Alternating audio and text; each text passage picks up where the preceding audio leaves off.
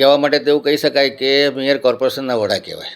એટલે સૌથી ઇમ્પોર્ટન્ટ વસ્તુ છે કે કમિશનર અને મેયર વચ્ચે સારું કોઓર્ડિનેશન હોવું જોઈએ. એટલે આમાં તમારું logic, management skill, administrative skill, philosophy, emotion, psychology આ તમામ ફેક્ટરો ખૂબ સારી રીતે ડેવલપ થયેલા હોવા જોઈએ.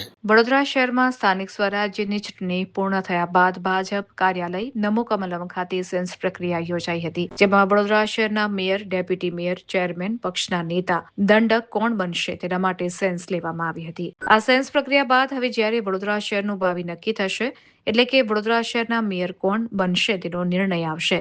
તે પહેલા વડોદરાના નવા મેયર કેવા હોવા જોઈએ તે અંગે સ્થાયી સમિતિના પૂર્વ અધ્યક્ષ ડોક્ટર શીતલ મિશ્રે પ્રતિક્રિયા આપી હતી. તેમણે મેયરના ઇમોશનલ અને સાયકોલોજીકલ સ્ટેબિલિટી પર વધારે ફોકસ આપ્યો છે. વડોદરા શહેર હવે જ્યારે ઘણા બધા વિવાદોમાં આવ્યું છે, ત્યારે નવા મેયરના હાથમાં બધું છે એ કઈ રીતે વડોદરાનું ચરિત્ર બદલી શકે. મેયર એટલે ખૂબ મોટી ઓથોરિટી કહેવાય કોર્પોરેશનની. કહેવા માટે તેવું કહી શકાય કે મેયર કોર્પોરેશનના વડા કહેવાય. પરંતુ મેયર ઓફિસના અમુક લિમિટેશન છે. એ એક્ઝિક્યુટિવ ઓથોરિટી કમિશનર હોય એટલે એ જે જગ્યાએ સિલેક્ટેડ મેયર છે એ જગ્યાએ કમિશનર પાસે વધારે પાવર હોય છે. એટલે મેયર અને કમિશનર વચ્ચે સંકલન ખૂબ સારું હોવું જરૂરી છે. બાકી મોટાભાગે કમિશનર ઓફિસ મેયરોની ઉપર હાવી થઈ જતા હોય છે. અધિકારીઓ મન ફાવે એવું કામ કરતા હોય છે. એટલે સૌથી ઇમ્પોર્ટન્ટ વસ્તુ છે કે કમિશનર અને મેયર વચ્ચે સારું કોઓર્ડિનેશન હોવું જોઈએ. એટલે પહેલું તો સિલેક્શન ક્રાઇટેરિયામાં ક્લીન અને ક્રેડિબલ ઇમેજ હોવી જોઈએ. એટલે કોઈ મેજર કરપ્શનના એલિગેશન ભૂતકાળમાં લાગેલા ના હોય, કોઈ ક્રિમિનલ રેકોર્ડ ના હોય, એ પ્રમાણેનું પબ્લિકનો ટ્રસ્ટ એટલે પબ્લિકનો વિશ્વાસ જીતી શકે એવા ટ્રાન્સપરન્ટ ડિસિઝન લઈ શકે. જે કંઈ ડિસિઝન લે એમાં પ્રજા દ્વારા ચૂંટાયેલા છે એટલે પ્રજાને તમામ ડિસિઝનની જાણકારી આપવી પડે. એટલે ક્લીન અને ક્રેડિબલ ઇમેજ જોઈએ. સ્ટ્રોંગ એડમિનિસ્ટ્રેટિવ અન્ડરસ્ટેન્ડિંગ જોઈએ કે અર્બન પ્લાનિંગ કેવી રીતે થાય છે, અર્બન ગવર્નન્સ કેવી રીતે ચાલે છે, બજેટ શું છે, ટેન્ડર પ્રક્રિયા કેવી રીતે થાય છે. એ સિવાય વડોદરા શહેરમાં કેટલા રોડ છે, પાણી, drainage, bridges, greening, divider, parking આ તમામ વસ્તુનું નોલેજ હોવું જરૂરી છે. Mayor should be accessible to all citizen. એટલે તમામ નાગરિકો હોય, એનજીઓ હોય, રેસિડેન્શિયલ વેલફેર એસોસિએશન્સ હોય, તમામ કાઉન્સિલર્સ હોય, એ લોકોને ઇઝીલી મળી શકે એ પ્રમાણેના ટાઈમિંગ સેટ કરવા જોઈએ. રેગ્યુલર પબ્લિક ગ્રીવન્સ રિવ્યૂ લેવા જોઈએ કે પબ્લિકને જે તકલીફો છે એમાં કોર્પોરેશન દ્વારા કેવી રીતે કામ કરવામાં આવે છે. ફક્ત ઓફિસો બેસી રહેવા કરતાં ગ્રાઉન્ડ પર પણ દેખાવું જરૂરી છે. એટલે એસેસિબિલિટીમાં ઓનલી ઓફિસ વર્ક નહીં, પરંતુ કોઈ મેજર પ્રોજેક્ટ ચાલતા હોય, કોઈ જગ્યાએ કમ્પ્લેન હોય, કોઈ નાગરિકની કમ્પ્લેન હોય તો ત્યાં જવું જરૂરી છે.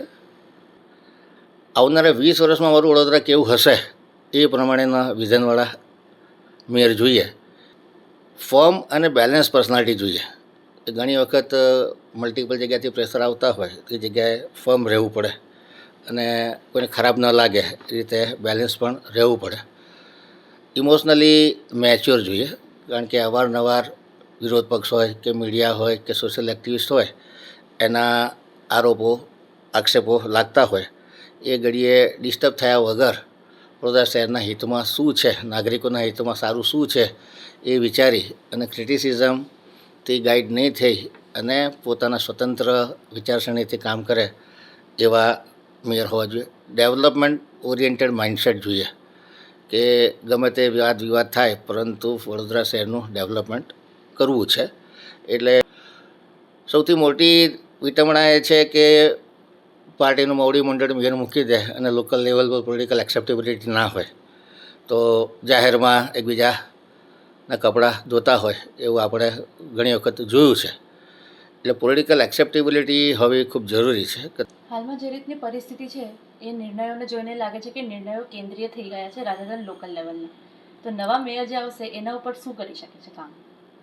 મેં કીધું એમ કે ખરી આવડત જ આ છે કે જ્યારે બધા કાઉન્સિલરો તમે નક્કી નથી કર્યા, સ્ટેન્ડિંગ કમિટી તમે નક્કી નથી કરવાના, સંગઠન તમે નક્કી નથી કર્યું અને તમને મેયર આપ્યા. How you are coping with the situation, how you are adjusting, તમે બધા જોડે એડજસ્ટ કેવી રીતે થાવ છો. એટલે આમાં તમારું logic, management skill, administrative skill, philosophy, emotion, psychology, આ તમામ ફેક્ટરો ખૂબ સારી રીતે ડેવલપ થયેલા હોવા જોઈએ. ત્યારે જ આ પરિસ્થિતિમાં તમે પોતાની જાતને ઢાળી શકો. કારણ કે જે વ્યક્તિને તમે બનાવ્યો નથી એની જોડે તમારે કોર્ડિનેશન કરવાનું છે, એની જોડે સારા સંબંધો રાખવાના છે.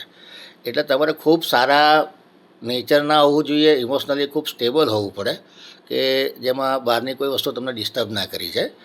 આ સાઉન્ડ મગજ ન હોય, સ્ટેબિલિટી ન હોય, એટલે માણસ કશે ને કશે ટ્રેપ થઈ જતા હોય છે. તમે કીધું એમ કે સંગઠનના ઈશારે ચાલવા માંડે અથવા કોઈ પોલિટિકલ નેતાના રબર સ્ટેમ્પ બનીને રહેતા હોય.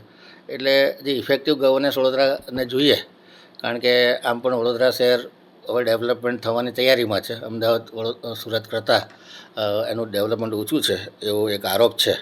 તો એમાંથી બહાર નીકળવા માટે થોડા ઇન્ડિપેન્ડન્ટ ડિસિઝન અને ઈશ્વરને માથે રાખી અને પ્રજાલક્ષી નિર્ણયો લેવાય એ ખૂબ જરૂરી છે.